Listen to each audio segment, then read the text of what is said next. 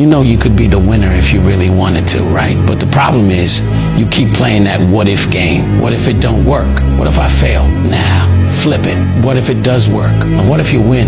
Then what? You're gonna be sitting there happy, right? You say you wanna win, but then you're scared to lose. What sense does that even make? Look, you can't talk about wanting to win and then be scared of the risk. That's not how this works. If you lock in, keep your head down and stay focused on the vision, how could you not win? The only thing that's gonna make you lose is your own mindset, and that's all on you. Your biggest enemy ain't out there, it's in your head. So if you wanna win, you gotta get out of your own way. And here's the truth.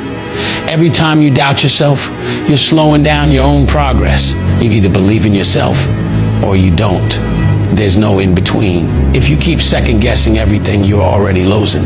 But when you stop playing scared and start moving like you're built for this, you'll see everything change. So stop thinking about what could go wrong and start focusing on what's gonna go right.